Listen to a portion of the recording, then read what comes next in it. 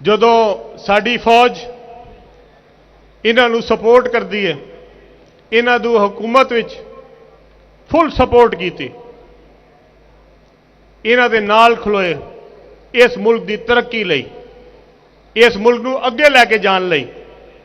ਜਦੋਂ ਅੱਜ ਮੈਂ ਉਹਨਾਂ ਦੇ ਮੂੰਹੋਂ ਫੌਜ ਦੇ ਖਿਲਾਫ ਗੱਲਾਂ ਸੁਣਨਾ ਤੇ ਸ਼ਰਮ ਆਉਂਦੀ ਹੈ। ਇਹ ਉਹ ਫੌਜ ਹੈ ਜਿਹੜੀ ਸਰਹੱਦਾਂ ਦੇ ਉੱਤੇ ਹਰ ਰੋਜ਼ ਕੁਰਬਾਨੀਆਂ ਦੇ ਰਹੀ ਹੈ। ਅਸੀਂ ਸਾਰੇ ਬੱਚਿਆਂ ਵਾਲੇ ਨੇ, ਇੱਥੇ ਬੈਠੇ ਨੇ ਬੇਸ਼ੁਮਾਰ ਲੋਕੀ, ਆਪਣੇ ਪੁੱਤਰ ਨੂੰ ਆਪਣੇ ਮੁਲਕ ਤੇ ਕੁਰਬਾਨ ਕਰਨਾ ਕੀ ਆਸਾਨ ਕੰਮ ਹੈ? ਦੱਸੋ, ਕੋਈ ਆਸਾਨ ਕੰਮ ਹੈ? ਆਪਣੇ ਜਵਾਨ ਪੁੱਤਰ ਦੀ ਕੁਰਬਾਨੀ ਦੂਸਰਿਆਂ ਦੇ ਪੁੱਤਰਾਂ ਨੂੰ ਮਹਿਫੂਜ਼ ਕਰਨ ਲਈ ਦੇਣਾ ਕੋਈ ਆਸਾਨ ਕੰਮ ਹੈ? ਮੈਂ ਤੇ ਤਰੀਨ ਸਾਹਿਬ ਕੁਝ ਦਿਨਾਂ ਪਹਿਲੇ ਅਸੀਂ ਕਰਨਲ ਹਸਨ ਦੇ ਘਰ ਗਏ। ਕਰਨਲ ਹਸਨ ਸਾਹਿਬ ਨੇ ਸ਼ਹਾਦਤ ਦਾ ਮਰਤਬਾ ਹਾਸਿਲ ਕੀਤਾ ਦਹਿਸ਼ਤਗਰਦਾਂ ਦੇ ਖਿਲਾਫ ਲੜਦੇ ਹੋਏ। ਤੁਹਾਨੂੰ ਪਤਾ ਹੈ ਉਸ ਕਰਨਲ ਨੇ ਆਪਣੇ ਜਵਾਨਾਂ ਨੂੰ ਪਿੱਛੇ ਰੱਖਿਆ, ਆਪ ਅੱਗੇ ਗਿਆ, ਔਰ ਤੁਹਾਨੂੰ ਪਤਾ ਕਿ ਉਹਦੇ ਸੀਨੇ ਤੇ ਕਿੰਨੀਆਂ ਗੋਲੀਆਂ ਲੱਗੀਆਂ? 15 ਗੋਲੀਆਂ। ਉਸ ਬਹਾਦਰ ਸਪੂਤ ਨੇ, ਇਸ ਮੁਲਕ ਦੇ ਪੁੱਤਰ ਨੇ 15 ਗੋਲੀਆਂ ਖਾਧੀਆਂ ਸੀਨੇ ਤੇ, ਡਿੱਗਿਆ ਨਹੀਂ। 16ਵੀਂ ਗੋਲੀ ਉਹਨੂੰ ਦਿਮਾਗ ਵਿੱਚ ਲੱਗੀ, ਫੇਰ ਡਿੱਗਿਆ ਉਹ। ਔਰ ਉਹਦੇ ਘਰ ਅਸੀਂ ਜਦੋਂ ਗਏ, ਅਸੀਂ ਉਹਦੀ ਮਾਂ ਨੂੰ ਮਿਲੇ। ਉਹਦੀ ਮਾਂ ਦੀ ਅੱਖਾਂ ਵਿੱਚ ਇੱਕ ਆਂਸੂ ਨਹੀਂ ਸੀ। ਔਰ ਮੈਂ ਤੁਹਾਨੂੰ ਸਾਰਿਆਂ ਨੂੰ ਸੁਣਾਉਣਾ ਚਾਹਨਾ, ਇਹ ਪੂਰੀ ਕੌਮ ਨੂੰ ਸੁਣਾਉਣਾ ਚਾਹਨਾ। ਉਹਨੇ ਕਿਹਾ ਮੇਰਾ ਪੁੱਤਰ ਇਸ ਮੁਲਕ ਦੇ ਉੱਤੇ ਕੁਰਬਾਨ ਹੋ ਗਿਆ, ਮੈਨੂੰ ਕੋਈ ਰੰਜ ਨਹੀਂ। ਉਹਦੀ ਅੱਖਾਂ ਵਿੱਚ ਇੱਕ ਆਂਸੂ ਨਹੀਂ ਸੀ।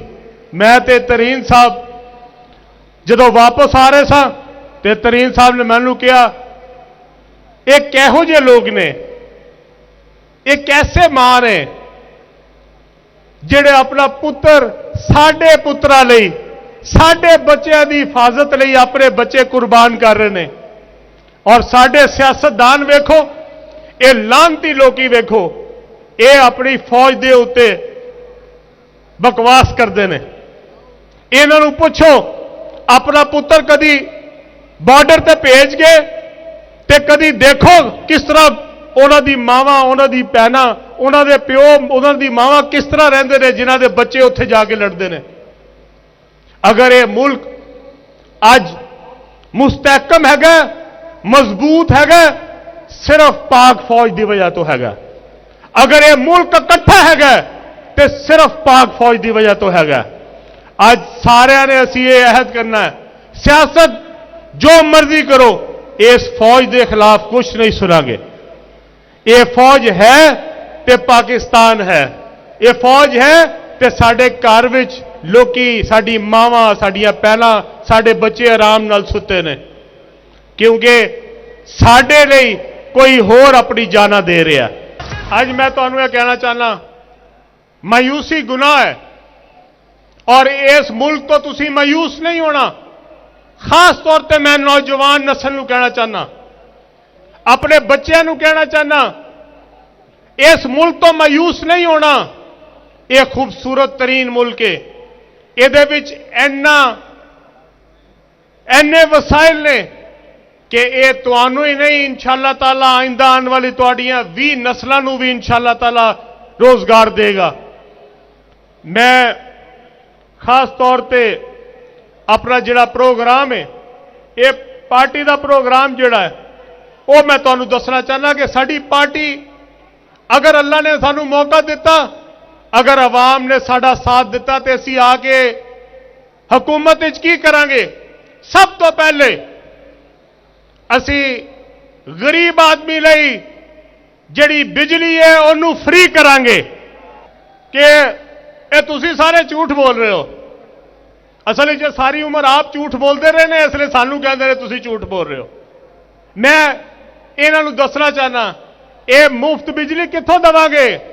ਉਹ ਭਾਈ ਅਮੀਰਾਂ ਦੀ ਬਿਜਲੀ ਜਿਹੜੀ ਹੈਗੀ ਹੈ ਉਹਦੀ ਕੀਮਤ ਡਬਲ ਕਰਾਂਗੇ ਤੇ ਗਰੀਬਾਂ ਨੂੰ ਦੇਵਾਂਗੇ ਫ੍ਰੀ। ਹਰ ਸ਼ਖਸ ਜਿਹਦੇ ਘਰ ਦਾ ਬਿੱਲ 300 ਯੂਨਿਟ ਆਂਦਾ, ਜ਼ਰਾ ਹੱਥ ਖੜਾ ਕਰੋ ਕਿਹਦਾ ਯੂਨਿਟ 300 ਤੋਂ ਥੱਲੇ ਆਂਦਾ। ਪਿੱਛੇ ਸਾਰਿਆਂ ਦਾ ਵੱਧਾ ਆਂਦਾ ਤੇ ਖੜਾ ਕਰੋ ਨਾ ਹੱਥ। ਫੇਰ ਜਿਹਦਾ 300 ਯੂਨਿਟ ਆਂਦਾ ਉਹਦੇ ਲਈ तमाम ਘਰ ਦੀ ਬੱਤੀ ਫ੍ਰੀ।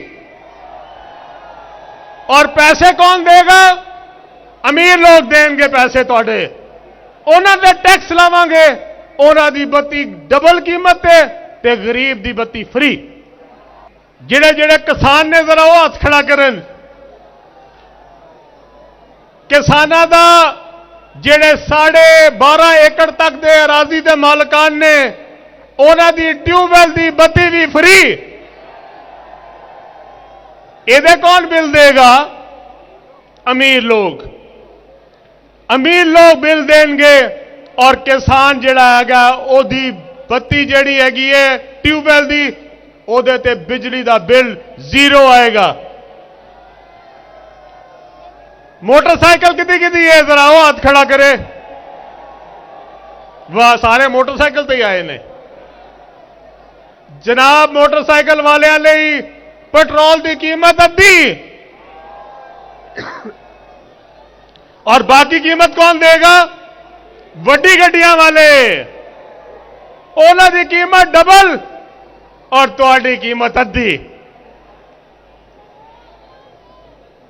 हर यूनियन कौंसल ते एक डिस्पेंसरी बनेगी जिहड़ी सारा दिन लोकां नूं मुफ्त इलाज भी करेगी और मुफ्त दवाइयां भी देगी, ताकि हस्पताल तक लोकां दा जाना जिहड़ा मुश्किल होंदा, वो जिहड़ी बीमारियां आम बीमारियां ने, नज़ला जुकाम वाली बीमारियां ने, उहदे लई तुहानूं हस्पताल ना जाना पे।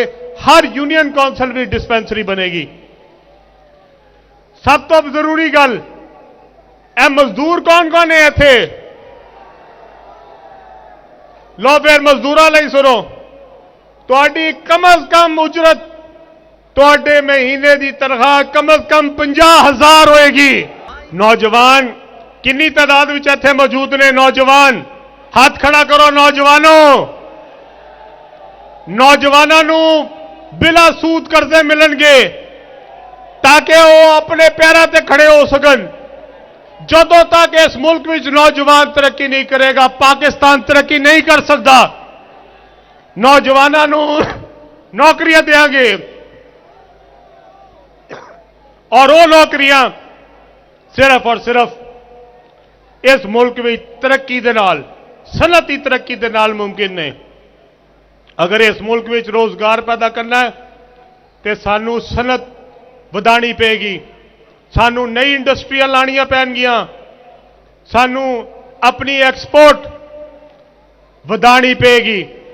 जदों तक साडे मुल्क विच नई सनअती यूनिट नहीं लगणगे, नई इंडस्ट्री नहीं लगेगी, नौजवानों को रोजगार नहीं मिल सकता। सो नौजवानों नूं इंशाअल्लाह ताला कर्जे देवांगे और वो कर्जा देंगे जिदे ते कोई इंटरेस्ट नहीं होएगा, इंटरेस्ट फ्री होएगा, और ताकि नौजवान अपने रोजगार लिए बंदोबस्त कर सकें। इसी तरह जिहड़े कच्ची आबादियां दे मकीन ने, सारे कच्ची आबादियां नूं असीं मालकाना हकूक देंगे।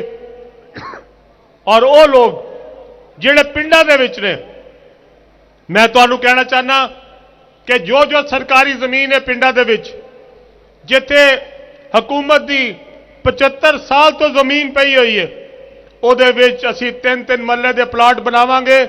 जिन्हां दे अपने घर नहीं, उन्हां नूं उस जमीन भी देंगे तो इंशाअल्लाह उत्ते घर भी बना के देंगे।